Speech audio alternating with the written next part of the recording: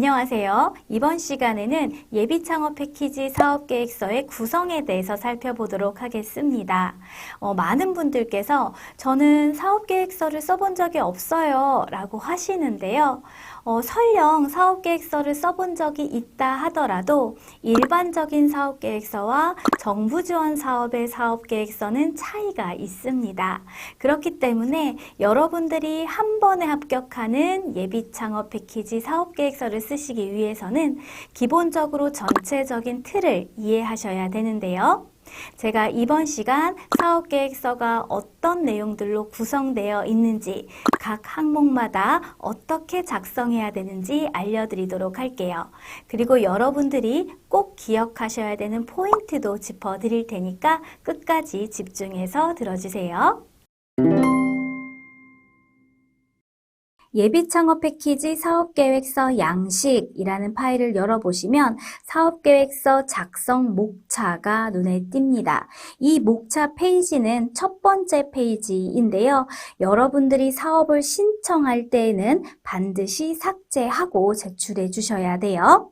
그리고 여러분들이 이 사업계획서를 적으실 때에는 각각의 항목마다 써야 되는 내용이 있는데 어떤 내용을 써야 되는지 세부 항목도 참고하시는 것이 좋습니다. 기본적인 항목으로는 신청 현황, 일반 현황, 개요가 있어요. 신청 현황에는 사업과 관련한 정보를 간략하게 적고요. 일반 현황에는 대표자와 팀원의 정보를 적습니다. 그리고 세 번째, 개요 부분은요. 한마디로 요약한 내용이라고 보시면 되는데 뒤에 여러분들이 쓰시는 구체적인 사업계획서의 내용 중에서 반드시 어필해야 되는 중요한 내용을 적으시는 거예요. 가령 사업 아이템의 명칭이나 범주, 그리고 어떤 아이템인지 소개하는 내용이 들어갈 거고요. 그리고 문제인식, 실현 가능성, 성장 전략, 팀 구성이 요약되어서 들어갑니다. 이 네 가지 부분 있잖아요. 문제인식, 실현 가능성, 성장 전략, 팀 구성은 뒤에 여러분들이 구체적으로 적으시는 내용들이에요. 아래에 보시면 이렇게 나와 있죠. 문제인식은 problem이라고 해서 P, 실현 가능성은 solution이라고 해서 S, 성장 전략은 scale up, S, 팀 구성은 team, 그래서 T, 이렇게 약자로 PSST라고도 합니다. PSST라는 구성을 가진 사업계획서는 정부 지원 사업에서 공통으로 쓰는 틀이에요. 그래서 여러분들이 예비창업 패키지 사업계획서를 PSST 이 틀에 맞춰서 쓰시면 향후에 다른 정부 지원 사업을 지원할 때도 유리해요. 자, 그럼 각각의 문제인식, 실현 가능성, 성장 전략, 그리고 팀 구성에 대해서는 어떻게 써야 되는지 제가 간략하게 설명해 드리는 강의를 구성하기도 했는데요. 그 강의들을 보기에 앞서 이번 시간에는 신청 현황, 일반 현황, 그리고 개요에 해당하는 것을 중점적으로 보도록 하겠습니다.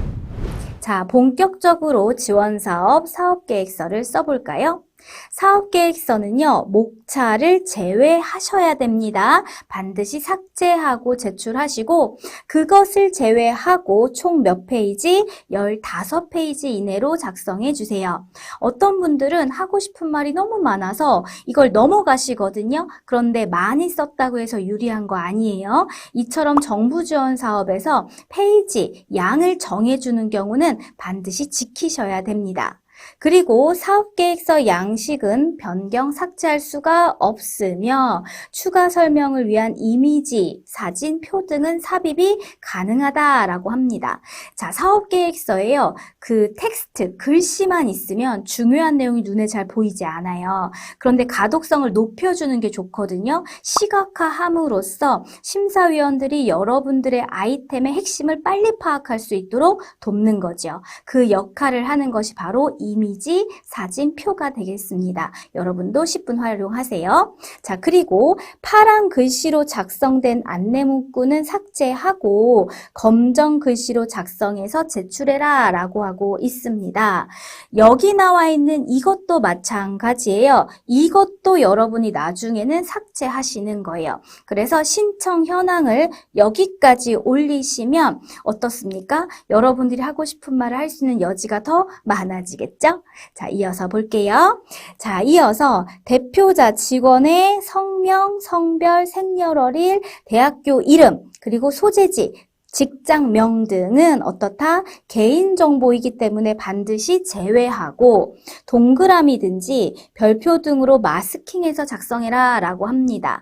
블라인드 심사이기 때문에 어디인지 누구인지 알 수 있는 명칭은 쓰지 말라라는 거예요. 학력의 경우에는요, 학교 이름은 쓰진 않지만 전문 학사, 석사, 박사와 같은 학위는 적으시고요. 그리고 학과와 전공은 적으실 수 있습니다.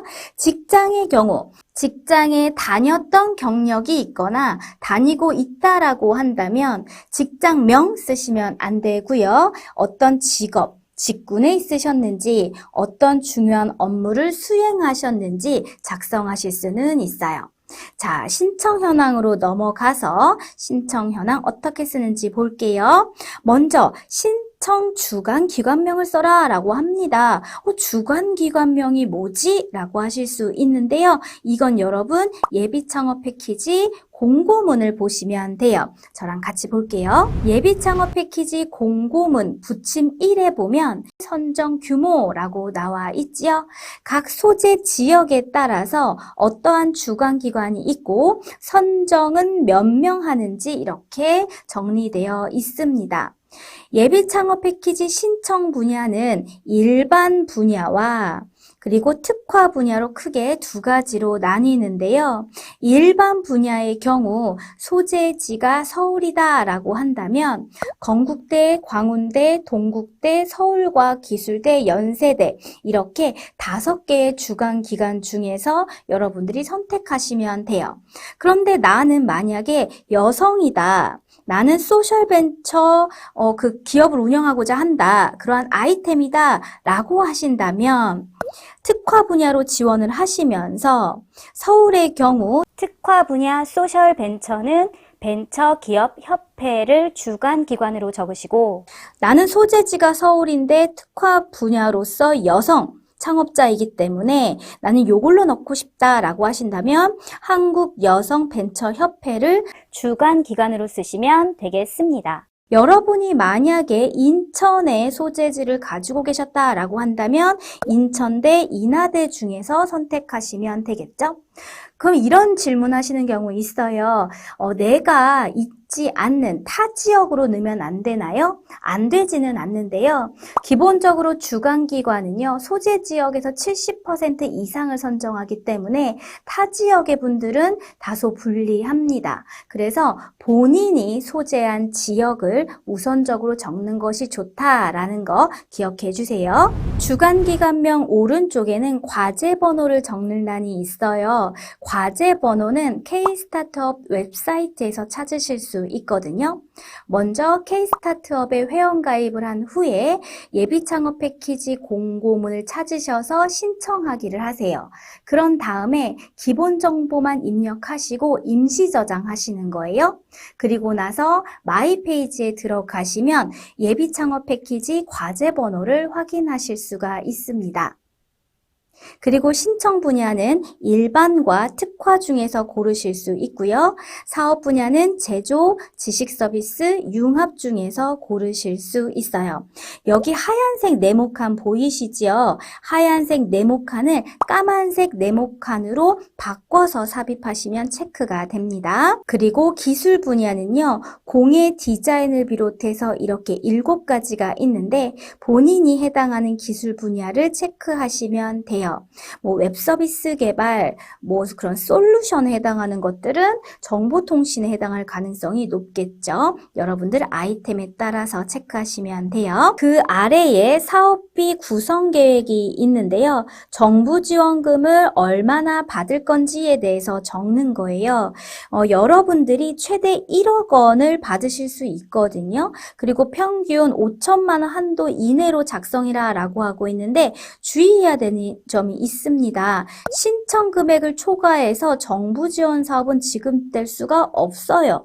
그렇다면 뭐냐면 내가 여기에 정부 지원금을 5천만 원이다 라고 적는다면 만약에 여러분들이 평가 결과에 따라 7천만 원이 받을 수 있는 지원금으로 정해진다 한들 7천만 원을 받으실 수 없다라는 거죠. 그럼 어때요? 최대의 가격을 적고 여러분들의 평가 결과에 따라서 그 미만의 금액을 지급받는 것으로 전략을 세우시면 되겠습니다. 그래서 정부 지원금은요, 최대로 적어주세요. 자, 그 다음 성과 목표를 적으시는데 협약 기간 내 목표이기 때문에 임의대로 적으시면 되겠습니다. 고용을 3명을 하겠다. 매출은 1억을 달성하겠다. 투자는 얼마를 달성하겠다 라고 적어주세요. 그리고 투자의 경우는요, 이것은 여러분들이 예비 창업 단계에서도 아이디어를 통해서도 얼마든지 유치할 수 있거든요. 그렇기 때문에 이 투자 금액 같은 경우는 여러분들의 전체 사업 비용을 고려해서 정부 지원금을 제외한 나머지 금액을 투자금으로 적으실 수 있겠습니다. 그 다음 일반 현황 볼게요. 일반 현황은 사업과 관련한 정보를 적는 란이다 라고 했는데요. 먼저 창업 아이템명을 적습니다. 창업 아이템명은 기본적으로 한 줄에 맞춰서 간략하고 명확하게 적으시는 것이 좋아요. 어떤 기술이 적용된 혹은 어떤 기술 기반에 어떤 기능을 가진 어떤 혜택을 제공하는 제품 서비스다라고 적어주시면 되겠습니다. 그리고 산출물은 여러분들이 앱 개발을 하신다면 모바일 어플리케이션 1개 이렇게 적으시면 되고요. 나는 어플리케이션 외에 웹사이트도 만들 거야 라고 하면 웹사이트 1개 이렇게 적으실 수도 있겠죠. 꼭 2개 다 만들어야 된다 라는 건 아니에요. 둘 중에 하나만 적으셔도 되겠습니다. 반드시 협약 기간 내에 최종 제작, 개발을 완료할 최종 생산품의 형태와 수량을 적어주셔야 돼요. 이거는 꼭 약속을 지켜야 되기 때문에 여러분들이 신중하게 적어주셔야겠습니다. 그 다음 창업자분의 직업을 적어주시는데요. 블라인드 심사라고 했어요. 직장명은 쓰지 않습니다.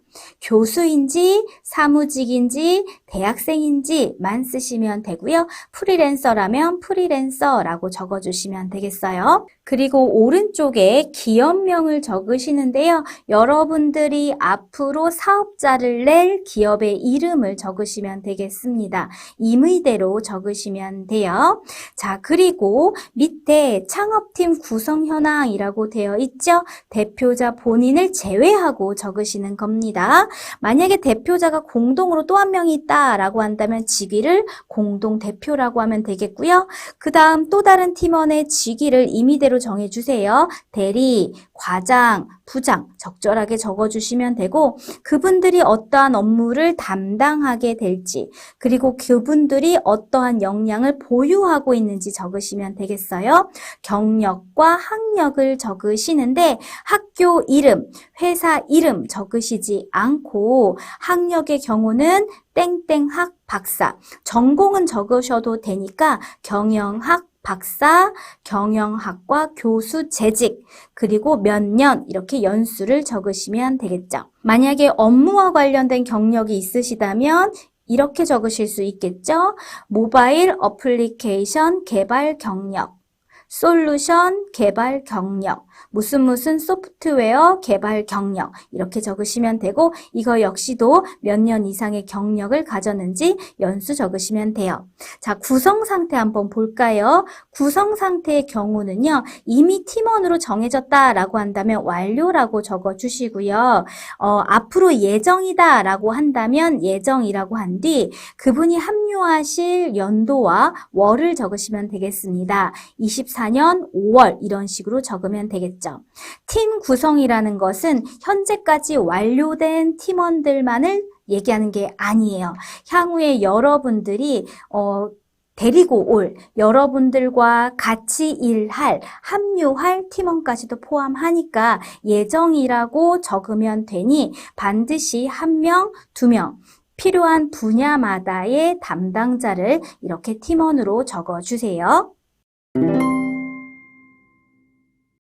그 다음 페이지는 창업 아이템 개요입니다. 창업 아이템의 명칭, 제품 서비스의 이름을 적어주시면 되는데 임의대로 적어주시면 돼요. 그리고 이 아이템이 어떤 범주에 속하는지 적어주십니다.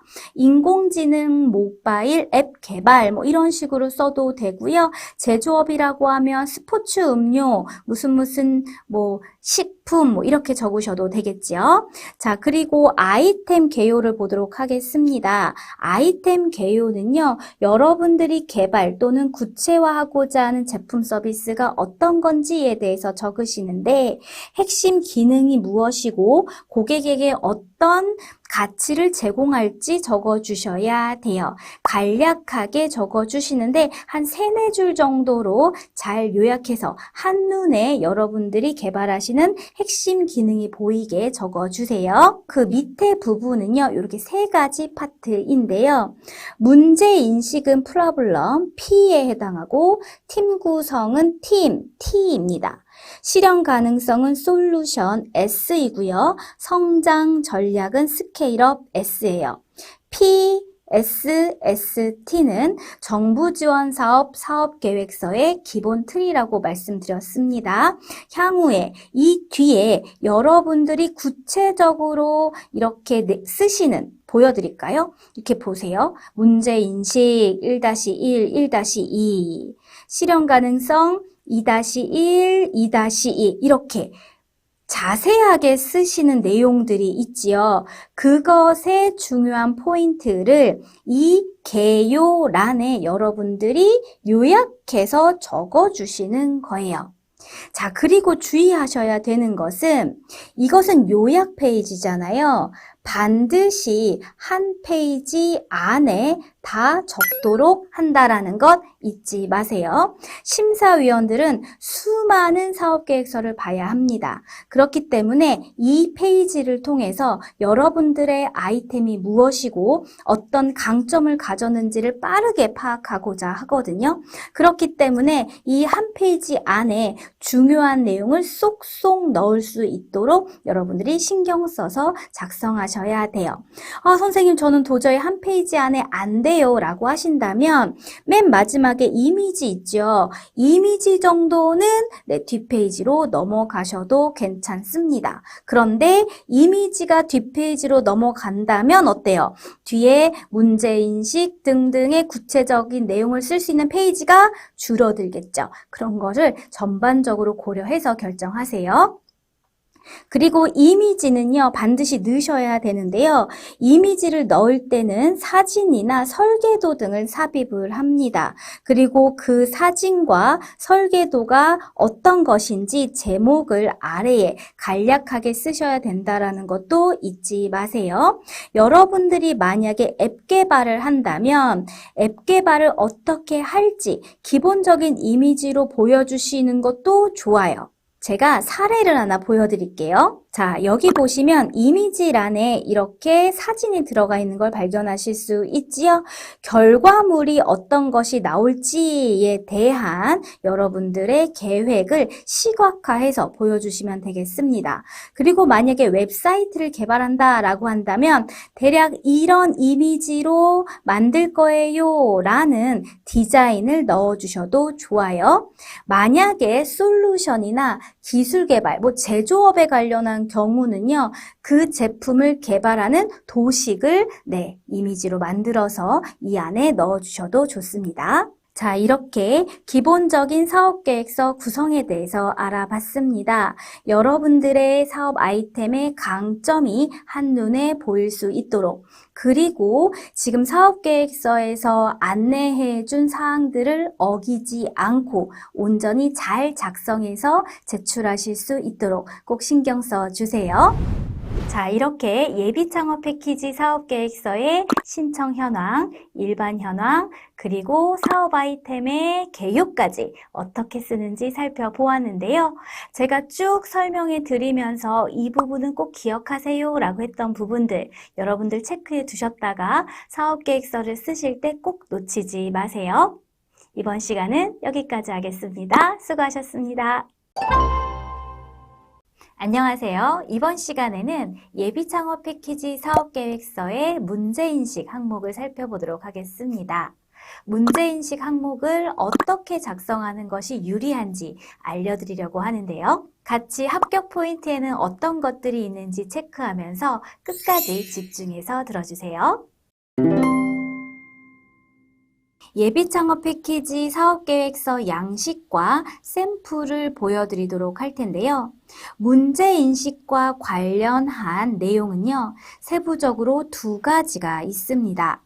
첫 번째는 창업 아이템 배경 및 필요성, 그리고 두 번째는 창업 아이템 목표 시장, 목표 고객에 대한 현황을 분석한 내용을 적는 란이에요. 창업 아이템을 개발하게 된 배경과 그리고 그것을 뒷받침한 근거, 동기를 적으시면 되는데요. 국내외 시장에 어떠한 문제점이 있다, 어떠한 기회가 있다라든지 대표자의 경험상 이러이러한 문제점을 발견했고 그것을 해결할 비전으로서 나는 이러이러한 것을 제시할 수 있다라는 관점으로 적어주시면 돼요. 그리고 여러분이 제품 서비스에 대한 필요성을 인식하시고 그 문제를 해결하기 위한 방안을 제시하는 데 있어서 본 사업을 신청하기 전에 추진했었던 경과나 이력이 있다면 그것에 대해 적어주셔도 좋습니다.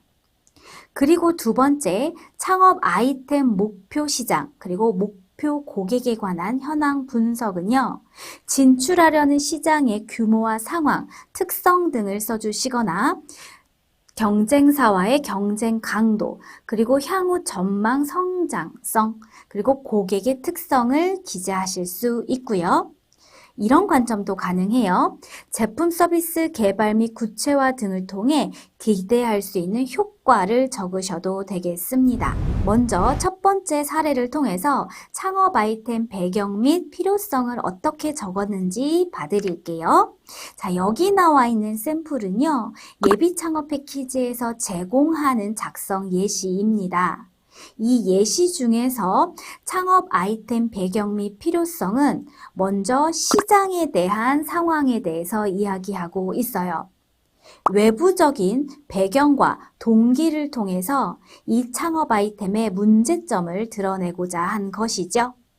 그리고 여기 보시면 사내 벤처 프로그램을 통해 MVP 제품 개발을 완료했고 고객 검증을 진행했다라는 것도 적혀 있습니다.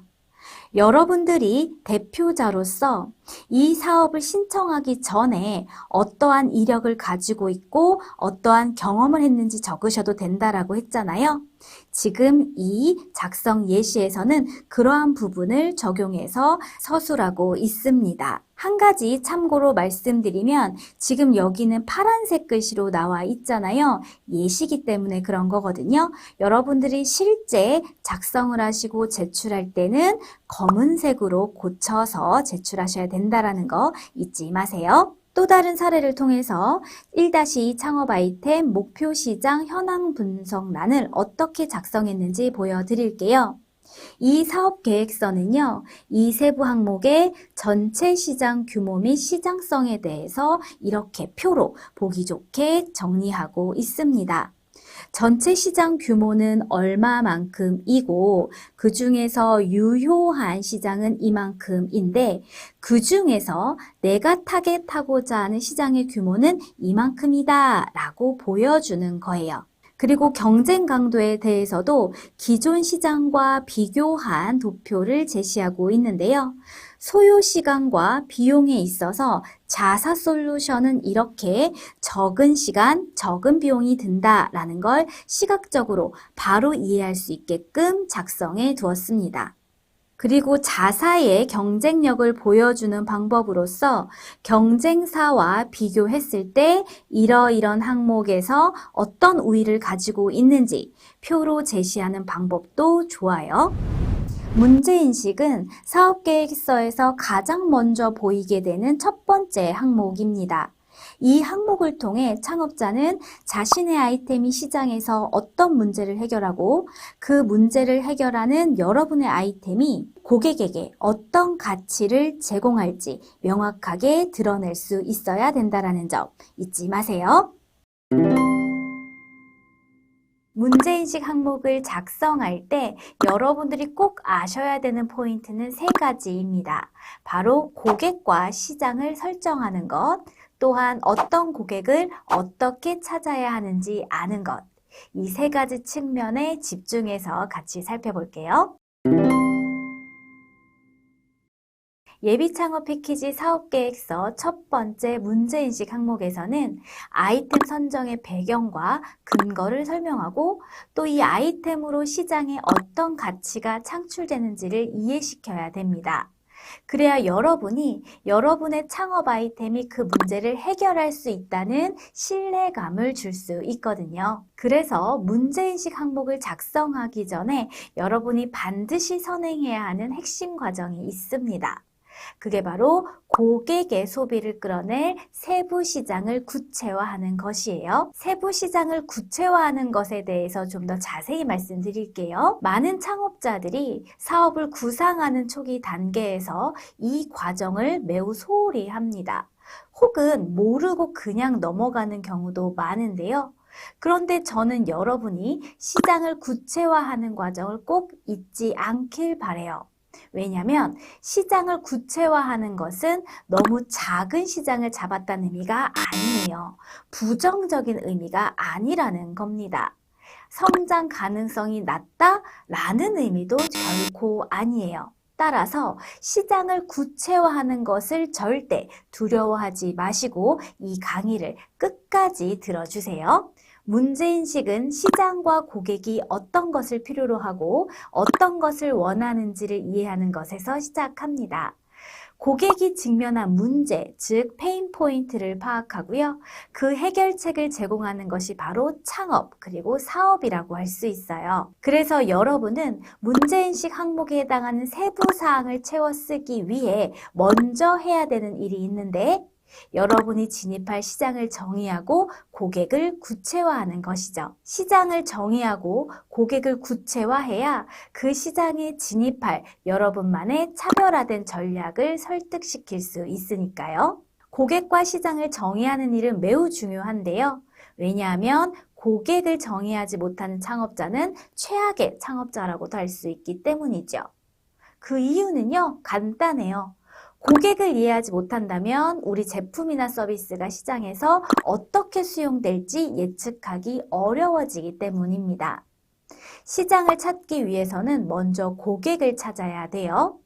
고객들이 어떤 제품이나 서비스를 원하고 그에 대한 기대는 무엇인지를 이해하는 것이 중요합니다. 그렇다면 여러분은 진출하고자 하는 시장과 고객을 어떻게 정의할 수 있을까요?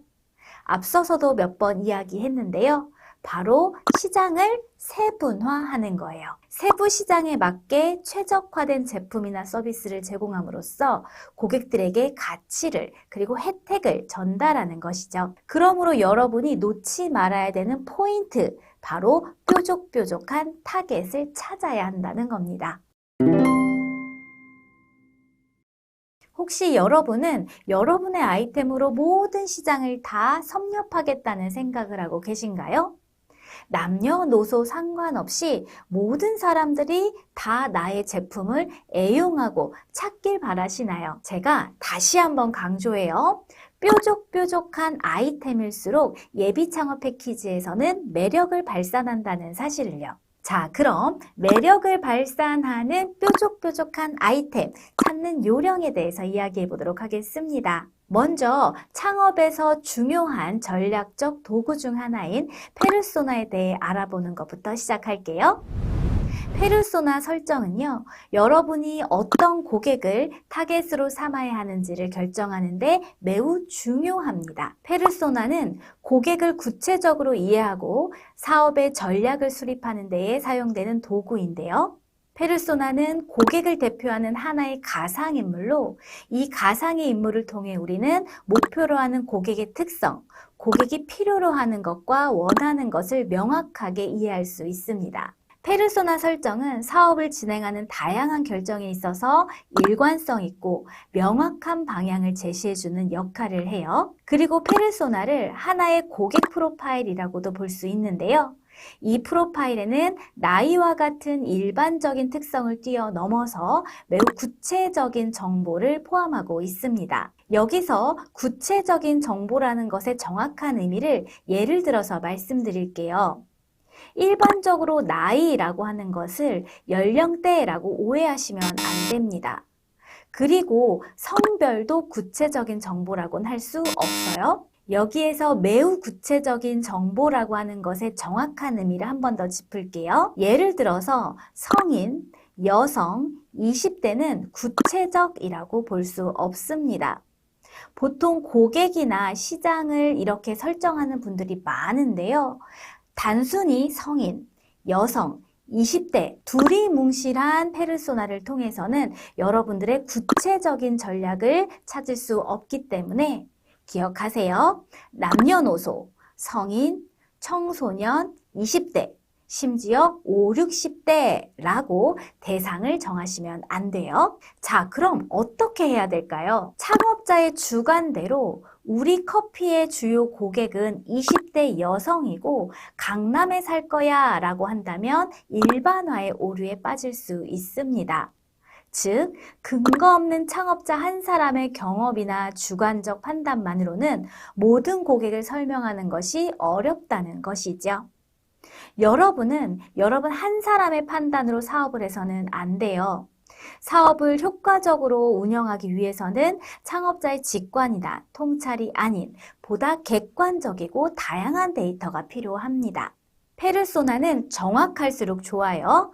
마치 실존하는 인물이라는 생각이 들 만큼 구체적인 페르소나를 통해야 고객을 정확하게 파악할 수 있어요. 페르소나는 창업자가 자신의 제품이나 서비스를 특정 고객에게 어떻게 소개할지 결정하는 데 큰 역할을 합니다.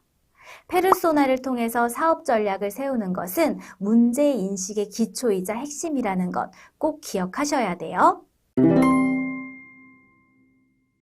그럼 구체적인 정보를 가진 페르소나를 어떻게 찾을 수 있을까요? 데이터를 수집하는 방법으로 여러분들은 고객을 찾을 수가 있는데요. 데이터 수집과 관련한 필요성과 방법에 대해서 말씀드리도록 할게요. 데이터는 문제인식을 정확하게 하고 고객 중심의 비즈니스 전략을 구상하는 데 중요한 기여를 합니다. 그래서 여러분의 아이템이 고객이 원하는 매력적인 가치를 제안할 수 있도록 도와주는 그런 역할을 하는데요. 데이터를 통해 우리 제품이나 서비스가 시장에서 어떤 위치에 있는지, 어떤 가치를 제공하는지 등의 객관적인 파악이 가능해요. 즉, 데이터를 가지고 여러분이 사업계획서를 작성해야 창업 아이템이 고객들에게 돈을 지불할 만큼의 가치가 있는지 명확하게 어필할 수 있는 겁니다. 이처럼 고객을 찾기 위해서는 체계적이고 효과적인 데이터 수집이 필수적인데요. 보통 시장조사나 경쟁 분석을 통해서 기존 데이터를 수집하고 분석하는 경우가 많아요. 시장 동향과 경쟁 상황을 파악하는 데 있어서 일반적인 방법에는 고객 인터뷰, 설문조사, 행동 분석 등이 있습니다. 이 밖에도 소셜미디어나 웹 분석을 활용해서 온라인에서의 소비 형태와 트렌드를 파악하기도 하는데요. 이런 체계적인 조사 방법은 현실적인 면에 있어서 예비 창업자가 시간과 비용을 들이기에는 다소 부담이 될 수 있어요. 그래서 제가 여러분이 부담 없이 데이터를 수집할 수 있는 현실적인 방법을 알려드리려고 해요. 여러분 꼭 활용해 보세요. 바로 구글 설문과 같은 도구를 활용하는 겁니다. 이렇게 누구나 쉽게 접근할 수 있는 구글 설문을 통해서도 여러분들은 유의미한 데이터를 충분히 수집하실 수 있어요. 실제로 고객들에게 질문을 하고 그들의 응답을 수집함으로써 여러분의 사업의 논리성을 어필하는 것이죠. 이렇게 수집된 데이터는 여러분의 제품이나 서비스에 대한 실질적인 수요를 나타냅니다.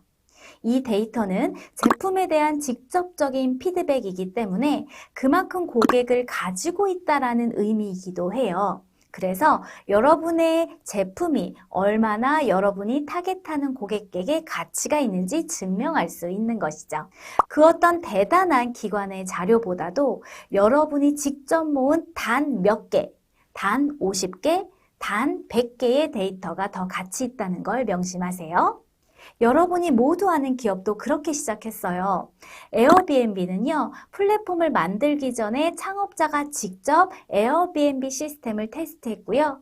초기 고객 유치 목표는 고작 10명이었습니다. 배달의 민족도요, 주문이 들어오면 직원이 직접 주문을 접수하는 방법으로 일일이 초기 데이터를 직접 모았다고 합니다. 그렇기 때문에 여러분도 직접 발로 뛰어서 데이터를 수집하세요. 그것을 바탕으로 페르소나를 설정하고요. 그 페르소나가 원하는 것, 필요로 하는 것, 어려워하는 것을 기반으로 문제인식을 채워 나가시는 것이 중요하겠습니다. 마지막으로 문제인식 항목을 잘 쓰기 위해서 꼭 기억해야 되는 3가지 키워드를 정리해 보도록 하겠습니다. 첫 번째, 뾰족뾰족한 고객과 시장. 두 번째, 실존하는 듯한 페르소나. 그리고 세 번째, 직접 모은 데이터. 이 3가지 꼭 기억하시고요. 여러분들이 사업계획서를 작성하실 때도 적용을 하세요. 이번 시간 예비 창업 패키지 사업계획서 중에서 문제인식 항목을 같이 살펴보았습니다. 제가 알려드린 핵심 포인트 기억하시나요? 키워드도 있었어요.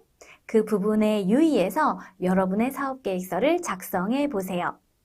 이번 시간은 여기까지 하겠습니다. 수고하셨습니다. 안녕하세요. 이번 시간에는 예비 창업 패키지 사업계획서의 실현 가능성 항목을 살펴보도록 하겠습니다. 어떻게 작성하는 것이 유리한지 알려드리려고 하는데요. 먼저 예비 창업 패키지 사업계획서 양식과 실제 사례를 살펴볼 거고요. 그 다음에는 여러분이 실전에 바로 써먹을 수 있는 작성 팁을 드릴 거예요. 자, 합격 포인트 어떤 것들이 있는지 체크하면서 끝까지 들어주세요. 예비 창업 패키지 사업계획서 양식의 두 번째 항목은 실현 가능성입니다. 실현 가능성은 다시 2개의 세부 항목으로 나뉘는데요. 첫 번째는 창업 아이템 현황, 두 번째는 창업 아이템 실현 및 구체화 방안입니다. 결국 여러분이 지금까지 얼마나 준비해 왔고 그리고 앞으로 어떤 방법으로 실현하고 구체화시킬지에 대해서 적어라 라고 하는 란이 되겠어요. 제품 서비스 필요성에 대한 문제를 인식하고 해당 제품 서비스 개발을 위해 여러분들이 사업을 신청하기 전에 어떤 과정을 겪었는지, 어떤 경험을 했는지를 적는데요. 바로 이 준비 정도에는 여러분들이 개발한 현황과 목표한 시장의 반응, 그리고 지금까지의 주요한 성과 등에 대해서 전반적으로 기재하시면 되겠습니다.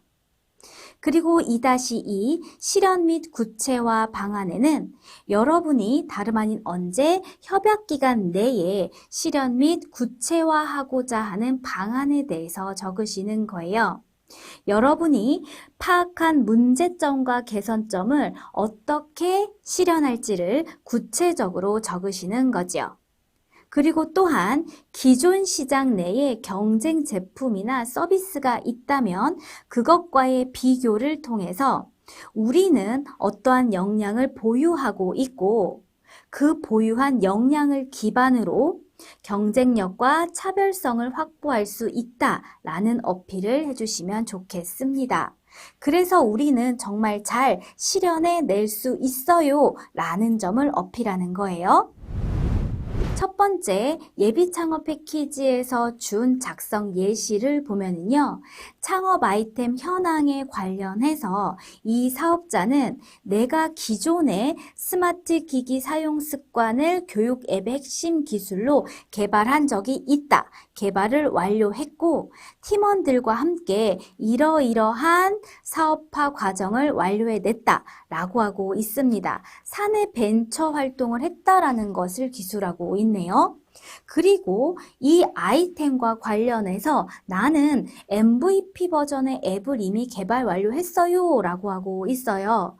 이 MVP 버전에서는 이러이러한 기능을 통해서 어떠한 사실을 입증하고 확인했다라는 것을 어필하고 있죠. 이러한 경험을 통해서 내가 향후 어떠한 앱을 개발할 것이며 어떠한 마케팅 활동을 할 거라는 것에 대해서 근거를 제시하고 신뢰도를 높이는 그러한 작성 방식을 취하고 있습니다. 아직 여러분은 MVP 앱도 만들지 않았을 가능성 또한 높거든요. 아직 MVP를 개발한 적이 없고 사업화를 처음 하시는 분들을 위해서 제가 또 다른 사례를 보여드릴게요. 두 번째 예시는요. 아직 MVP 버전을 만들기 전 단계에 아이디어를 구상한 그러한 창업자입니다. 이 창업자분은 준비 정도로서 내가 최종 산출물로 이러이러한 것을 만들어내겠다라는 것을 어필하고 있는데요. 산출물은 유해물질 식별 모델 하나, 웹사이트 하나 이렇게 두 가지인데 각각 이러한 이미지로 구현하겠다라고 이렇게 이미지 샘플을 보여주고 있습니다. 그리고 사업 일정으로서 2023년 나는 시장 조사를 했고 팀을 빌딩했고 그리고 지식재산권을 확보했으며 MOU를 맺었다라는 것. 이렇게 내가 2023년에 2024년 예비 창업 패키지 협약되기 전 이러한 준비를 했다라는 것을 표로서 보기 좋게 어필하고 있지요. 이 표를 보시면 이전에 2023년뿐만 아니라 앞으로 2024년에도 제품 개발과 관련해서 이런 일을 언제 하겠다라고 보여주고 있습니다. 그리고 서비스 출시 일정에 대해서도 이렇게 구체적으로 제시하고 있고요. 제품 개발 현황에 대해서도 이러한 시장 검증을 했고 모델을 확보했으며 그것을 검증한 수치가 이러하다라고 구체적으로 그리고 객관적으로 보여주고 있지요. 이렇게 실현 가능성 항목에는 여러분이 발견한 문제점을 어떤 방식으로 해결할지에 대해서 서술하는 겁니다. 여기에는 창업자의 기술, 그리고 제품이나 서비스의 세부 실현 방안 등이 포함되어야 돼요. 여러분들이 창업 아이템을 실현할 수 있다라는 실현 가능성을 명확하게 이해시키는 것이 포인트라고 할 수 있습니다. 실현 가능성 항목은 두 가지 측면에서 살펴볼 텐데요. 하나는 연속성 관점, 그리고 두 번째는 산출물 관점입니다. 먼저 창업의 핵심이 무엇인지 생각해 볼게요. 바로 시장에 진입하는 것, 즉 더 좋은 것을 만들어서 고객의 선택을 받는다라고 볼 수 있습니다. 그렇다면 여러분이 창업을 앞두고 경쟁사와 차별화되는 어떤 경쟁력을 갖추셔야 될까요? 고객이 원하는 것, 즉 고객의 니즈를 충족시키는 데 중점을 두셔야 됩니다. 기억하세요. 더 좋은 제품 서비스의 더 좋은 이라는 의미는 창업자의 머리가 아니라 고객의 입장에서 판단해야 된다는 사실을요. 따라서 실현 가능성 항목에서는요, 창업자가 서비스를 통해 문제를 해결할 수 있는 준비가 되었음을 객관적으로 보여줄 수 있어야 됩니다. 고객 중심의 창업 전략과 기술적인 측면에서의 준비가 조화를 이루어서 결과적으로 향후 창업의 실현 가능성이 높다는 것을 강조하는 것이죠. 연속성 관점에서의 실현 가능성이라는 것이 무엇인지 살펴볼게요. 여러분이 사업계획서에서 어필해야 하는 중요한 매력 포인트가 있는데요. 바로 사업에 대한 창업자 여러분의 의지, 진정성, 그리고 지속 가능성입니다.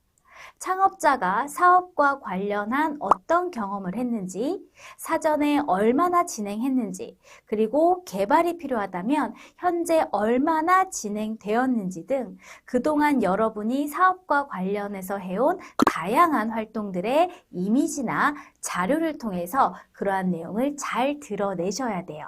나는 지금까지 이 사업 아이템과 관련한 어떤 것을 해왔고, 그리고 그 과정에서 어떤 성과가 있었으며, 향후 어떻게 발전시킬 비전을 가지고 있는지 그런 스토리텔링의 요소가 필요해요. 그리고 이런 내용은요, 단순히 했다라고만 기술해서는 안 돼요.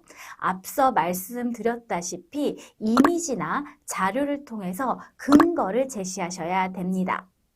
이미지나 자료는요, 객관성과 진정성을 강조해줘요. 아주 중요한 포인트입니다. 잊지 마세요. 이어서 현실 가능성을 산출물 관점에서 살펴볼게요. 예비 창업 패키지의 목표는요, 예비 창업자가 새로운 아이디어를 현실적인 제품으로 만들어내는 과정을 지원하는 겁니다. 여기에서 현실적인 제품이라고 함은 100% 완벽하게 만들어진 완제품이 아니에요. 일종의 시제품이라고 보시면 되고요. 우리는 이것을 산출물이라고도 부르는데, 이 산출물은 합격 확률을 높이는 결정적인 평가 요소입니다. 따라서 여러분은 아이디어를 실제 제품으로 구현할 준비와 능력을 갖추고 있다는 걸 반드시 강조하셔야 돼요. 실현 가능성을 평가할 때 산출물 관점에서의 검토가 핵심이다라는 거 잊지 마세요. 산출물 관점에서의 실현 가능성은 산출물의 개발과 사업 수행 두 가지 측면에서 또 구체적으로 볼 수 있습니다. 산출물을 개발하는 것은 여러분들이 실제 협약기간 내에 완성해야 되는 중요한 수행 과제인데요. 개발과 관련된 산출물을 낼 수 있느냐는 여러분의 기술적인 실행 가능성을 의미하기도 합니다. 기술적으로 가능하다라는 점을 강조하기 위해서는 제품의 디자인, 프로토타입, 생산 계획 등이 수치와 이미지로 문서화되어야 돼요.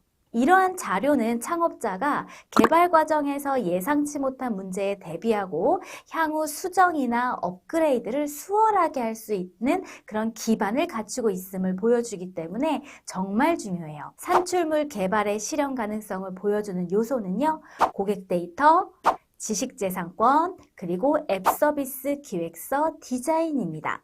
자세히 말씀드릴게요. 고객 데이터는요, 고객 중심의 접근으로 더 나은 서비스를 제공할 수 있도록 전략을 세우는 데 유익합니다. 고객 데이터를 어떻게 구하지? 막막하실 수 있는데요.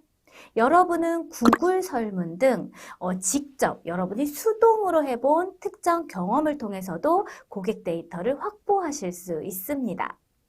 아무리 모수가 큰 대기업의 자료나 공신력을 갖춘 공공기관의 자료라 할지라도 여러분이 직접 모은 단 100개의 데이터가 더 가치가 있다는 것 명심하세요. 지식재산권도 산출물의 실현 가능성을 보여주는 중요한 준비물입니다. 물론 여러분은 아직 완성된 제품이나 서비스가 없으시기 때문에 지금 당장 특허를 보유하시기 어려워요. 하지만 지식재산권이라는 것은 기술 창업에서 정말 중요해요.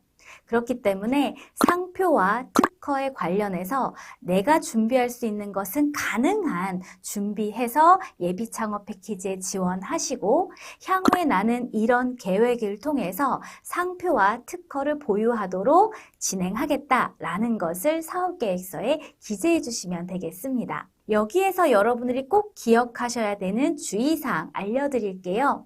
바로 상표와 특허를 출원하고 등록하기까지 상당한 시간이 소요된다라는 겁니다. 이왕이면 상표와 특허를 가지고 예비 창업 패키지에 지원했으면 좋겠는데 라고 생각하실 수도 있는데요. 현실적으로 지금 당장은 어렵다는 거죠. 상표는 출원부터 등록까지 1년 이상이 소요되고요. 특허는 1년 반에서 2년가량이 걸립니다. 그렇기 때문에 예비 창업자의 입장에서는 비용과 시간을 들여서 예비 창업 패키지 선정 전에 심지어 선정된 후라도 등록까지 다 완료하기란 정말 어려워요. 그렇다면 예비 창업자가 현실적으로 할 수 있는 방법은 무엇일까요? 제가 말씀드릴게요. 앞서 말했듯이 등록까지는 상당한 시간이 걸리고요. 특히 ICT 기술의 경우에는 특허 등록 자체가 쉽지 않기 때문에 보완할 다른 방법도 여러분이 함께 고려하셔야 됩니다. 여러분 혹시 출원과 등록의 개념 차이를 알고 계신가요? 이 개념 차이만 알고 계셔도 방법이 생겨요. 많은 창업자분들께서 소위 특허 출원과 특허 등록이 같은 것으로 오해하고 계신데요. 출원이라는 것은 특허청에 서류를 제출하여 출원하는 과정을 의미하고요. 등록은 출원한 뒤에 심사 과정을 모두 거쳐서 최종 등록 결정을 받아 권리를 획득하는 것을 의미합니다. 그렇기 때문에 여러분은 상표 등록, 특허 등록까지는 아니더라도 우선은 상표 출원, 특허 출원을 했음을 기재하는 것이 요령이에요. 혹은 저는 아직 출원도 하지 않았어요 라고 한다면요. 이런 방법도 있어요. 변리사와 미팅을 했다는 근거 자료를 추가하는 방법이요. 이러한 근거 자료로서도 사업의 실현 가능성을 강조할 수 있습니다. 여러분의 준비가 완벽하지 않더라도 포기하지 말고 할 수 있는 방법을 모두 동원하셔야 돼요. 여러분이 앱을 개발할 거다라고 하신다면 이 포인트도 꼭 기억하세요. 바로 앱 서비스 기획서 혹은 디자인을 여러분들이 준비해 두시는 건데요. 서비스 기획서는요, 서비스를 정의하고 구체화하는 핵심 문서예요. 그렇기 때문에 고객 데이터를 기반으로 서비스의 세부 사항을 기획하고 개선 사항을 반영했다라는 것을 보여준다면 여러분들이 산출물을 낼 가능성이 높다라는 것을 증명하실 수 있습니다. 이렇게 앱 개발이 확실하다면 여러분이 직접 하지 않으셔도 돼요.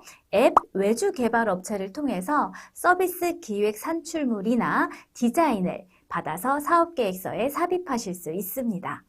일반적으로 앱을 개발하는 과정은 기획, 디자인, 개발의 단계를 거치는데요. 이미 기획이나 디자인에 대한 진행 사항이 있다는 걸 자료를 통해서 보여준다면 이 창업자가 해당 사업에 대한 진행 의사가 분명하구나, 사업을 지속할 의지가 강하구나 라는 점을 어필하실 수 있어요. 사업 수행과 관련해서는요, 협약 기간 동안 어떤 것을 어떻게 만들지에 대한 구체적인 일정과 계획이 사업계획서에 잘 드러나야 합니다.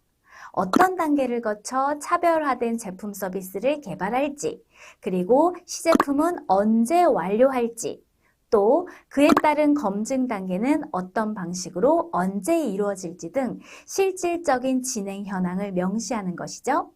심사위원은요, 일정과 내용을 한눈에 잘 파악할 수 있게 해주면 여러분들의 강점을 더 잘 이해하실 수 있을 거예요. 그렇기 때문에 핵심이 되는 사항은 표나 차트 등으로 정리하는 것도 좋은 방법이에요. 잊지 마세요. 자, 실행 가능성과 관련한 키워드 3가지 정리해 보도록 하겠습니다. 여러분들이 어떤 방식으로 쓰시든지 간에 바로 이 3가지 준비물은 꼭 갖추어 두세요.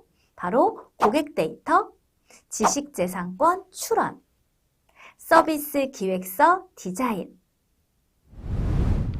이번 시간 예비창업 패키지 사업계획서 중에서 실현 가능성 항목을 같이 살펴보셨는데요. 제가 알려드린 핵심 포인트들이 있어요. 그 포인트들은 분명 내 사업계획서에 넣어야겠다 라고 유념하시면서 작성하세요. 수고하셨습니다. 안녕하세요. 이번 시간에는 예비창업 패키지 사업계획서의 성장 전략 항목을 살펴보도록 하겠습니다. 어떻게 작성하는 것이 유리한지 알려드릴 텐데요. 먼저 예비창업 패키지 사업계획서 양식과 실제 사례를 살펴볼 거예요. 그런 다음에 여러분이 실전에 바로 써먹을 수 있는 작성 팁도 드리도록 하겠습니다. 끝까지 집중해서 들어주세요. 예비창업 패키지 사업계획서 양식 세 번째 항목은 성장 전략입니다. 앞으로 여러분이 어떻게 사업을 해 나가실지에 대해서 적으시는 항목인데요. 3-1 창업 아이템 사업화 추진 전략, 3-2 생존율 제고를 위한 노력, 3-3 사업 추진 일정 및 자금 운용 계획을 작성하시면 되겠습니다. 성장 전략 항목은요, 전체적으로 앞으로 사업 아이템을 어떻게 성장시켜 나갈지에 대한 구체적인 계획이다 라고 생각하시면 되는데요.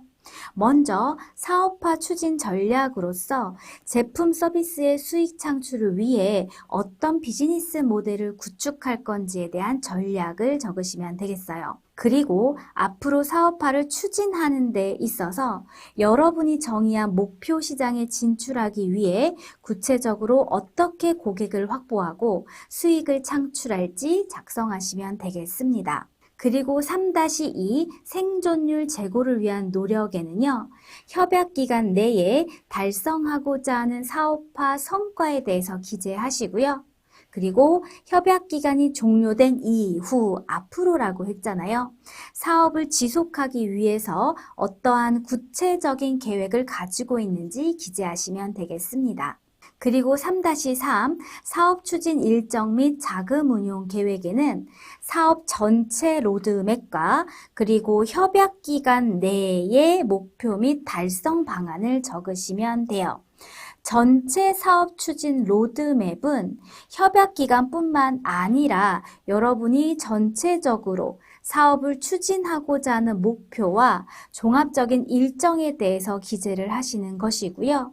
그 중에서 일부 예비창업 패키지 협약 기간 내에는 내가 시제품 개발을 위해 이러이런 목표를 달성하겠다라는 보다 구체적인 계획을 작성하시면 되겠습니다.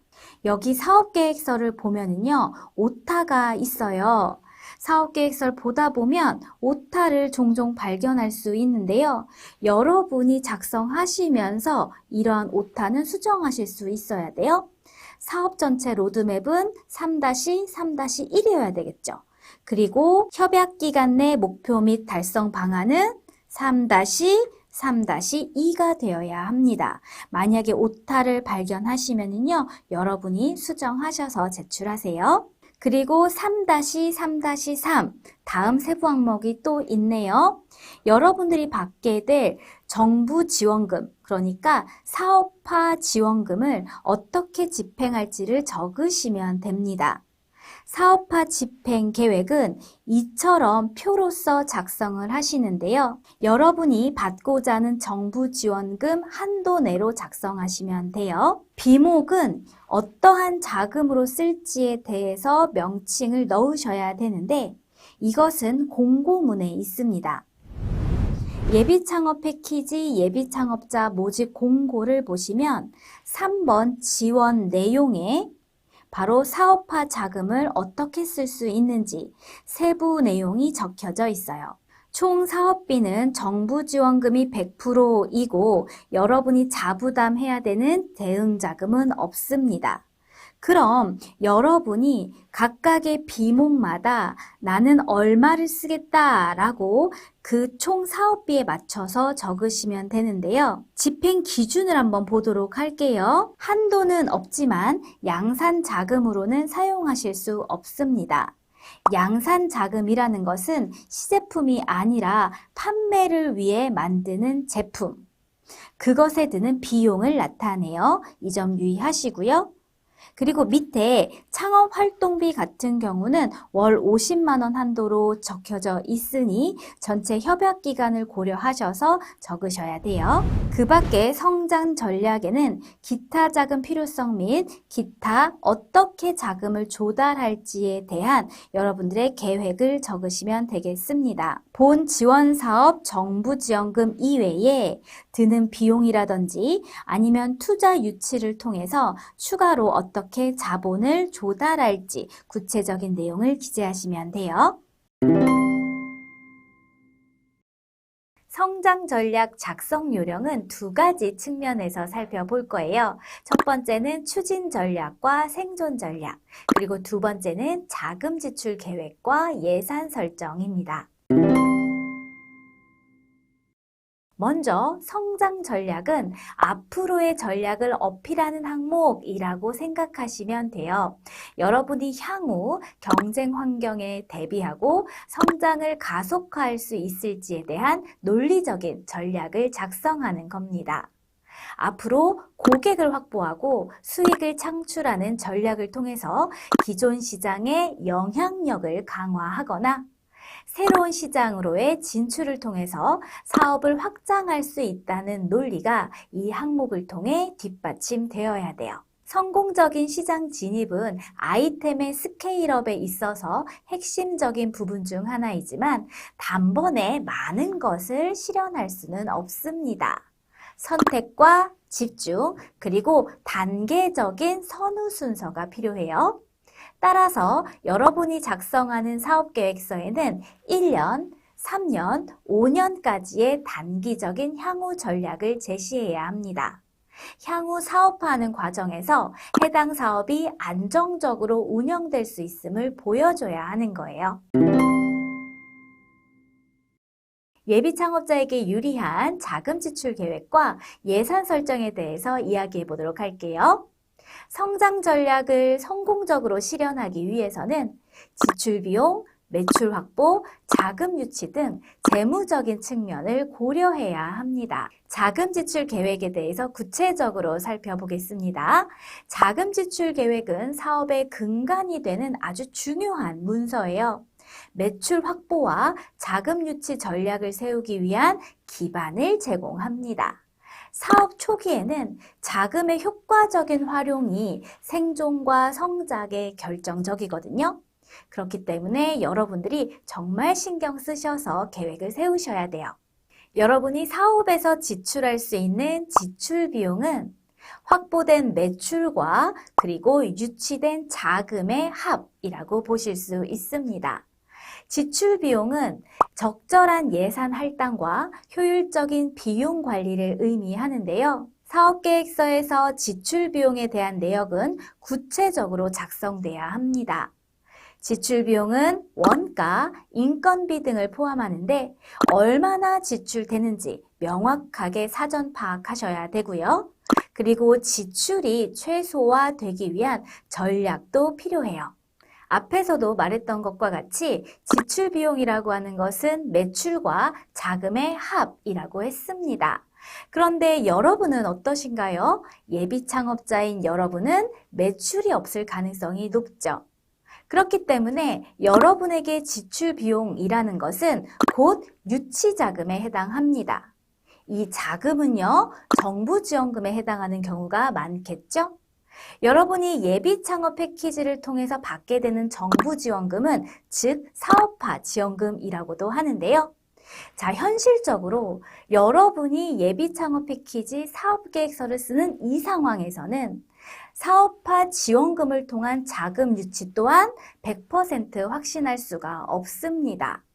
나는 5천만 원이 필요하지만 5천만 원을 다 사업화 지원금으로 받을 수 있다는 보장이 없다는 거죠. 나는 1억이 필요하다라고 할 거지만 1억을 다 못 받을 가능성이 있다는 거예요. 물론 선정이 된다면 그마저 비용이 없겠죠. 그런데 지출 비용을 정부 지원금에만 의지한다? 예비 창업 패키지 사업화 지원금에만 의지한다? 그럼 어떻게 보일까요? 심사위원 입장에서는 이 창업자는 자금 준비가 되어 있지 않고 정부 지원금을 받지 못하면 사업 진행 자체가 불가능한 것으로 해석될 수 있습니다. 따라서 예비 창업 패키지를 통해 유치된 사업화 지원금은 지출 비용의 일부가 되어야 돼요. 여러분은 사업화 지원금 말고도 지출 비용으로 쓸 예산이 준비되어 있는 것으로 보여야 합니다. 여러분은 원래 사업에 필요한 사항들을 준비하고 있었고, 만약 예비 창업 패키지에 선정이 되어 정부 지원금을 받는다면 이 자금을 제품을 개선하거나 기술을 개발하는 데에 더 유용하게 사용하겠다라는 느낌으로 접근하는 것이 좋아요. 즉, 자금을 유치해서 연구개발, 제품 개발로 스케일업을 이룰 수 있고 자금 유치가 예상보다 적을 경우에도 사업이 계속 지속될 수 있다는 계획이 수립되어 있다라는 걸 보여야 합니다. 자, 매출 확보에 대해서 이야기해 볼게요. 지금 여러분은 예비 창업자로서 매출이 없을 가능성이 높다라고 했죠? 그런데 여러분이 예비 창업 패키지에 선정이 돼서 만약에 내가 제품이나 서비스를 개발한다면 앞으로 매출 확보할 수 있는 성장 가능성이 있다라는 걸 보여주는 거예요. 매출 확보는 제품 또는 서비스의 수요를 증가시키기 위한 다양한 전략을 포함해야 되는데요. 신규 시장 진출, 기존 고객과의 강화된 관계 구축, 그리고 효과적인 마케팅 전략을 통한 브랜드 가치 향상 등이 속합니다. 이를 통해 수익을 안정화하고 계속 성장하겠다라는 것을 보여주는 거예요. 예비 창업자의 매출 확보 전략은 제품이 시장에서 차지할 예상 배출을 가정하고 계산해야 됩니다. 이러한 가정은 이미 확보된 고객 데이터나 시장 조사 자료를 활용하여 설정할 수 있어요. 그러니까 가정이에요. 예상된 수치라는 거예요. 매출이 확보된 이후 어떻게 기업이 스케일업 할지 그 비전에 대한 것도 순차적으로 기술해야 합니다. 이런 전략을 여러분들이 작성할 때 3가지 요소가 꼭 들어가야 되는데 첫 번째는 단계적인 목표 기간, 두 번째는 설득력 있는 수치, 세 번째는 현실적인 세부 전략입니다. 먼저 단계적인 목표 기간은요, 일반적으로 1년, 3년, 5년 단위로 매출 목표를 설정해서 사업의 성장 방향을 계획합니다. 그리고 두 번째, 설득력 있는 수치는 계획이기 때문에 아주 정확할 필요는 없지만 수치에 있어서 설득력이 필요해요. 정확성은 보장할 수 없더라도 설득력 있는 수치를 통해서 심사위원에게 신뢰를 줘야 됩니다. 현실적인 세부 전략에 있어서 여러분은 어떻게 매출을 확보할 것인지, 마케팅 전략은 어떤 것을 예상하고 있는지, 제품 서비스는 어떻게 확장할지, 신규 시장은 어떻게 진출할지 등 전략을 기술하는데요. 수익 모델을 기반으로 하는 홍보 전략, 새로운 고객층을 대상으로 하는 마케팅 전략, 디지털 마케팅이나 소셜 미디어를 활용한 온라인 프로모션, 그리고 기업, 기관, 지자체 등 협력 파트너와의 전략적 제휴 등이 포함됩니다. 자금 지출 계획과 자금 유치 전략은 초기 기업의 성공을 위해서 필수적인 단계예요. 이렇게 예비 창업자는 성공 전략 항목을 통해서 향후 사업을 성공적으로 지속할 수 있다는 가능성을 보여주셔야 됩니다. 예산 설정에 대해서 살펴볼 텐데요. 사업 단계에 적절한 예산 설정은 어떻게 하면 될지, 예산 설정과 함께 분배의 중요성에 대해서도 이야기해 보도록 할게요. 여러분들이 받게 될 사업화 지원금을 적절하게 잘 계획할 수 있어야 여러분들의 사업 실현 가능성을 어필할 수 있거든요. 예비 창업자에게 있어서 예산은 사업의 핵심적인 측면 중에 하나예요. 예산은 비즈니스 솔루션의 실현 가능성을 평가하고 향후 성공을 지원하는 핵심적인 역할을 수행합니다. 예산은 사업을 실현하는 핵심 요소이기 때문에 여러분이 어떻게 자원을 투자하느냐에 따라 사업의 진정과 성공 여부가 달라져요. 예비 창업자는 초기 단계부터 신중하게 예산을 계획하고 업무 운영에 반영할 수 있어야 돼요. 먼저 예산과 관련한 케이스를 제가 2가지 보여드릴게요. 한정된 자금으로 어떻게 쓴다라고 보여주는 것이 여러분에게 유리할지 제가 더 쉽게 알 수 있도록 설명해 드릴게요. 앱 개발을 하고자 하는 사업 아이템의 예산을 비교해 볼 건데요. 예산 A, 예산 B 이렇게 2가지를 가지고 왔어요. 2 케이스의 전제가 있어요. 예비 창업 단계이고 아직 제품과 서비스가 없는 상태라는 겁니다. 자, 이 전제를 감안하고 여러분들 예산 A 먼저 보실 텐데요. 예산 A의 마케팅비는 1,000만 원, 그리고 특허 500만 원 잡혀 있는 걸 보실 수 있죠. 제품이 없는 상태에서 마케팅에 1,000만 원을 쓰는 것은 효과가 떨어집니다. 먼저 제품을 개발하고 그 다음에 마케팅에 투자하는 것이 효율적이겠죠? 물론 특허 중요하지요. 특허를 내는 것 중요하지만 아직 제품이 없는 상태이기 때문에 특허 비용을 지출하는 건 역시 조급한 예산 설정으로 보일 수 있습니다. 앱 개발은 1,000만 원 잡혀 있지요. 전체 예산 중에 앱 개발이 상당한 부분을 차지하고 있지만 이 금액만으로 현실적인 개발이 가능한지는 의문이 들 수 있어요. 물론 가능할 수도 있는데요. 예비 창업 단계에서 다른 항목 대비 중요도에 비해 예산 비중이 낮은 걸로 보입니다. 인건비는 마케터 1,000만 원, 디자이너 500만 원 잡혀 있는데요. 제품이 없는 초기 단계라고 했어요. 이러한 단계에서 고임금의 마케터를 고용하는 것은 적절하지 않을 수 있습니다. 이번에는 예산 B를 살펴보죠. 전반적으로 주요 제품 개발에 큰 부분을 할당하고 있습니다. 앱 개발에 필요한 개발비, 그리고 기획자 인건비, 데이터 구입비에 많은 예산이 할당되었죠. 반면에 마케팅과 관련한 항목의 비용은 어떤가요? 책정되어 있지 않습니다.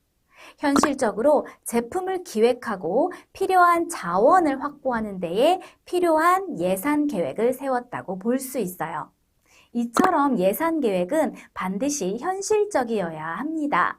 다시 강조해서 정리해드리면 예산 B는 현실적인 제품 개발에 중점을 두고 적절한 자금을 할당하고 있어요. 제품 개발 초기에는 필요한 전문가들을 참여시키는 것이 중요하기 때문에 기획자와 디자이너의 인건비를 통해서 초기에 필요한 역량을 확보하는 예산 B가 현실적이라고 볼 수 있습니다.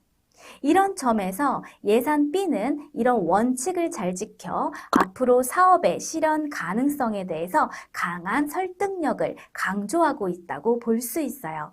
이번에는 예산 설정과 분배의 중요성에 대해서 얘기해 볼게요.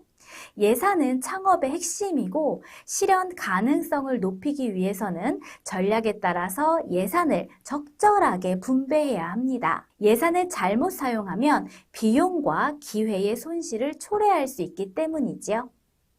앞선 사례에서 말했듯이 초기에는 제품 개발에 더 많은 예산을 투자해야 돼요. 제품을 준비하는 예비 창업자와 사업을 막 시작한 초기 창업자는 제품 서비스 개발에 집중하고 마케팅 등의 예산은 제품을 구체화한 후에 소비자에게 가치를 제공할 수 있을 때 그때 집행하는 것이 효과적이에요. 그 밖에 예산 계획에는 사업을 일상적으로 운영하기 위해 필요한 운영 예산이 배정되어 있어야 되는데요. 인건비, 임대료와 같은 고정비도 고려하셔야 되겠죠. 적절한 예산 분배를 통해서 사업의 유동성을 관리하고 예기치 못한 일에도 대응할 수 있는 그런 유연성을 확보하셔야 돼요. 자, 그럼 키워드 정리해 볼까요? 성장 전략과 관련한 키워드 3가지. 첫 키워드는 추진 전략, 수익 창출. 두 번째는 생존 전략 1, 3, 5년. 마지막, 현실적인 자금 지출 계획입니다. 이번 시간 이렇게 예비 창업 패키지 사업 계획서 중에서 성장 전략 항목을 같이 살펴보았습니다. 제가 앞서서 말씀드린 중요한 사안들, 그리고 여러분들이 작성할 때 꼭 고려해야 되는 포인트들 잊지 말고 기억하세요. 이번 시간 여기까지 하겠습니다. 수고하셨습니다. 안녕하세요. 이번 시간에는 예비 창업 패키지 사업 계획서의 팀 구성 항목을 살펴보겠습니다. 어떻게 작성하는 것이 합격에 유리한지 알려드릴 건데요. 먼저 예비 창업 패키지 사업 계획서 양식과 실제 사례를 살펴볼 거예요. 그런 다음에 여러분이 실전에 써먹을 수 있는 꼭 기억하셔야 되는 팁을 드릴 겁니다. 같이 합격 포인트 체크하면서 끝까지 집중해서 들어주세요. 예비 창업 패키지 사업 계획서 양식 4번째 항목이 바로 팀 구성입니다. 팀 구성 항목을 적을 때에는요, 성명, 성별, 생년월일, 출신 학교, 소재지 등과 같은 개인정보는 삭제하거나 동그라미표나 아니면 X표를 사용하셔서 마스킹 하셔야 돼요. 그리고 학력에 있어서 학교명은 적으시면 안 되고요. 학위나 전공은 적으실 수 있습니다. 그리고 직장과 관련해서도 직장명은 적으시면 안 되고 직업이라든지 주요한 수행 업무, 경력에 대해서는 작성하실 수 있어요. 팀 구성 항목에는 4-1 대표자와 팀의 현황 및 보유 역량을 적으시는데요. 역량에 있어서 여러분이 꼭 적으셔야 되는 점은 창업 아이템을 개발 또는 구체화할 수 있는 능력과 관련 있는 것이 좋습니다. 유사한 경험, 그리고 정부 지원 사업 수행 이력, 그리고 관련한 교육을 이수한 현황, 그리고 수상 실적이 있다면 수상 실적도 적어주세요. 그리고 현재 시점에 채용을 완료했거나 지금은 아직 채용하지 않았지만 협약 기간 내에 앞으로 채용 예정인 인력에 대해서 기재하시면 되겠습니다. 그리고 4-2 외부 협력기관 현황 및 활용 계획을 적으실 수 있어요. 제품 서비스 개발과 관련해서 협력하는 파트너, 협력기관의 역량과 주요 협업 내용을 기재하는 것입니다. 예비 창업자는 사업에 필요한 모든 전문 인력을 구축하기 어렵기 때문에 전문성을 갖춘 외부 협력기관과도 현명하게 협업하실 수 있어야 돼요. 그렇기 때문에 여러분들의 사업 아이템에 필요한 기술이나 능력을 갖춘 협업기관을 10분 활용하도록 하세요. 마지막 4-3 중장기 사회적 가치 도입 계획입니다. 기업을 설립한 이후 여러분이 중장기적으로 어떠한 사회적 가치를 실현하기 위해 노력할지 적으시는 건데요. 환경, 사회, 지배구조 이 3가지 영역에 있어서 해당하는 내용을 기재하시면 돼요. 사업계획서 4번째 항목에 해당하는 팀 구성은 팀 구성의 중요성 그리고 팀 구성의 요령 이렇게 2가지 관점에서 정리할 거예요. 먼저 팀 구성이 왜 중요한지 기본적인 틀을 잡고 시작할게요. 팀 구성은 예비 창업자에게 있어서 매우 중요한 결정 중 하나거든요. 왜냐하면 좋은 팀 구성이 창업 아이템의 성공 가능성을 뒷받침해주는 그런 근거가 되기 때문입니다.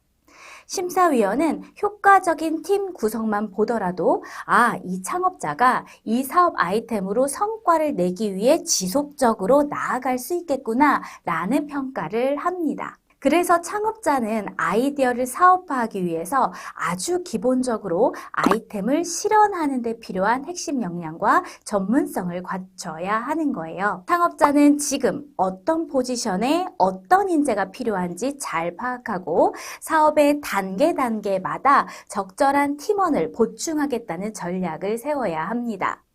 우리는 다양한 분야에 많은 팀원이 있어요 라고만 말하는 게 결코 유리한 게 아니에요.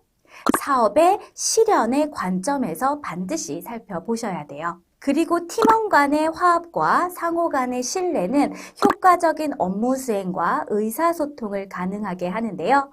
그것을 조직화된 에너지라고도 표현할 수 있겠습니다. 바로 팀 구성이 유대감과 협업 능력을 통한 에너지의 근원이 된다라는 거예요. 그래서 창업자는 팀원마다의 강점을 인정하고 존중하는 문화를 조성해서 긍정적인 동기부여를 통해 팀원과 팀원, 그리고 팀원과 외부 협력사 간의 효율적인 협력을 이끌어내야 합니다. 그렇다면 사업 초기 팀 구성의 포인트는 무엇일까요? 바로 지금 실현해야 하는 우선 과제와 그 과제를 수행하는 데 필요한 역량입니다. 그리고 예비 창업 패키지의 과제는 뭐죠? 시제품 또는 고도화된 제품 등과 같은 산출물을 내놓는 것이죠. 자, 그렇기 때문에 예비 창업 패키지 사업 계획서에서는 어떤 팀원이 없어서는 안 될까요? 지금 실현해야 하는 우선 과제, 그리고 그 과제를 수행하는 데에 있어서 필요한 역량, 그것이 포인트입니다. 그 관점에서 생각해 보세요. 제가 한 가지 팁을 드리자면 예비 창업자인 여러분은 개발과 관련한 역량이 있는 팀원을 갖추는 것이 정말 중요합니다. 앱 개발을 한다면 앱 개발자가 있어야겠죠? 아니면 앱 개발자 혹은 앱 개발 업체를 컨트롤할 수 있는 역량을 가진 팀원이 꼭 있어야 돼요. 자, 이 포인트 잊지 말고 꼭 체크하세요. 이번엔 팀 구성과 관련된 현실 팁을 드리도록 하겠습니다. 팀을 구성하는 실질적인 요령에 대해서 알려드릴 건데요. 먼저 저는 팀 구성을 성과를 위해 핵심적인 역할을 수행하는 역량이라고 정의하고 시작할게요. 여러분도 이 정의를 기억하시고 팀 구성을 할 때 어떤 요건을 고려해야 하는지, 그리고 현실적으로 팀 구성을 어떻게 그럴싸해 보이게 할지 한번 체크해 보세요. 먼저 팀 구성의 필수 요건을 살펴볼 텐데요. 팀을 구성할 때 고려해야 할 첫 번째 필수 요건은 전문성과 다양성이에요. 팀원은 각자의 전문성과 경험을 바탕으로 역할을 수행하는데요. 이를 통해서 서로 다른 배경과 관점을 가진 팀원이 모인다면 조직 안의 다양성이 형성되게 됩니다.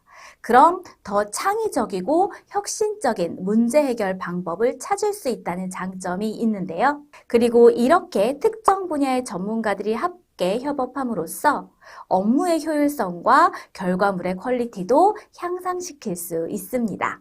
두 번째, 팀을 구성할 때 고려해야 되는 필수 요건은 협업과 효율입니다.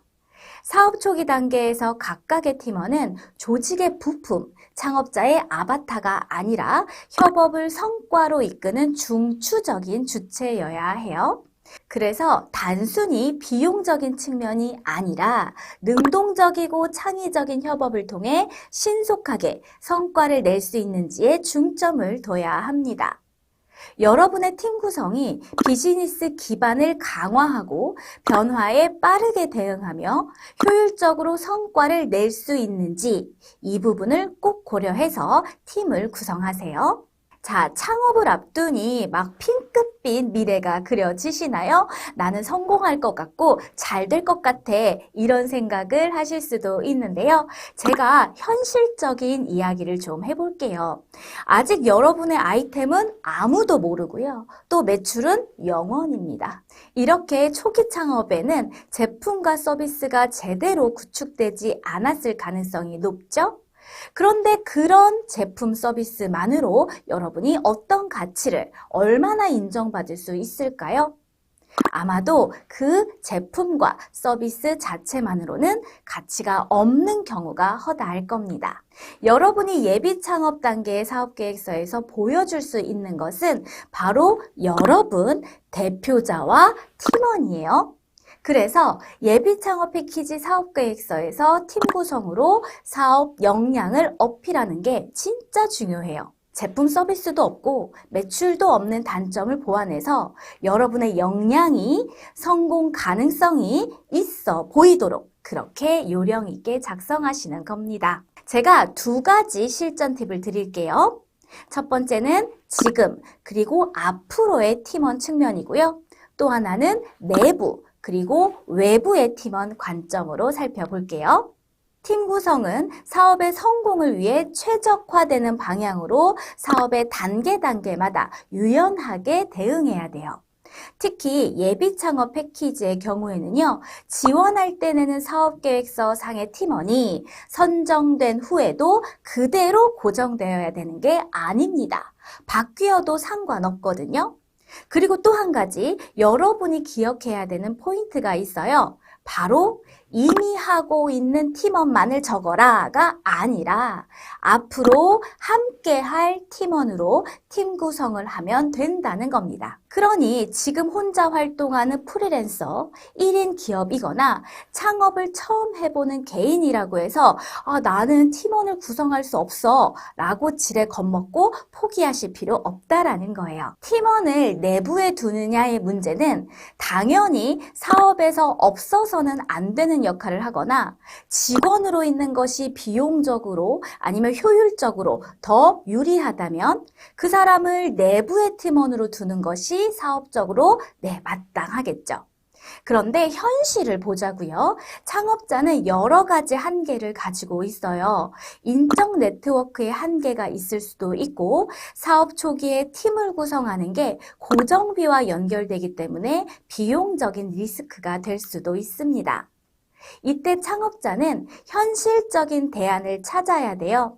무작정 직원을 두는 것이 능사는 아니라는 거죠. 제가 좋은 방법을 알려드릴게요. 만약 개인적인 인적 네트워크에 한계가 있다면 재능 나눔 플랫폼이나 온라인 커뮤니티를 통해 전문성을 갖춘 팀원을 구할 수 있어요. 무조건 나의 주위에서만 보려고 하지 마시고요. 무조건 채용 사이트에서 사람을 구하려고 하지 마세요. 지금 초기 단계에서는요, 전문성을 갖춘 신뢰할 만한 팀원을 구축하는 것이 중요합니다. 그리고 내부의 직원을 두는 것이 그닥 효율적이지도 않고 인건비 같은 고정비만 부담이 된다면 전문성을 갖춘 외부 파트너사와 협력 관계를 맺는 것도 좋은 방법이에요. 협력 관계를 증명함으로써 역량을 보완했다는 것을 어필할 수 있는데요. 협약서나 MOU를 통해 충분히 가능해요. 다시 말해 사업 초기 단계에서 팀의 역할은 결정적이지만 조직을 갖추는 게 필수 조건은 아니라는 겁니다. 사업 아이템에 따라 핵심적인 역할을 하는 팀원 2~3명만으로도 충분히 어필할 수 있고요. 앞서 말씀드린 다양한 방법으로도 팀을 구성할 수 있어요. 자, 이번 시간 팀 구성과 관련한 키워드 3가지를 정리해 볼게요. 팀 효율, 팀 앞으로, 팀 외부입니다. 효율성을 극대화할 수 있는 전문성을 갖춘 팀원이 중요하고요. 지금 그리고 앞으로 함께할 팀원. 마지막, 내부뿐만 아니라 외부에서 협력할 팀원. 이렇게 3가지 포인트 기억해 주세요. 이번 시간 예비 창업 패키지 사업계획서 중에서 팀 구성 항목을 같이 살펴보았는데요. 제가 알려드린 핵심 포인트들 정리하셨나요? 꼭 기억하세요. 수고하셨습니다.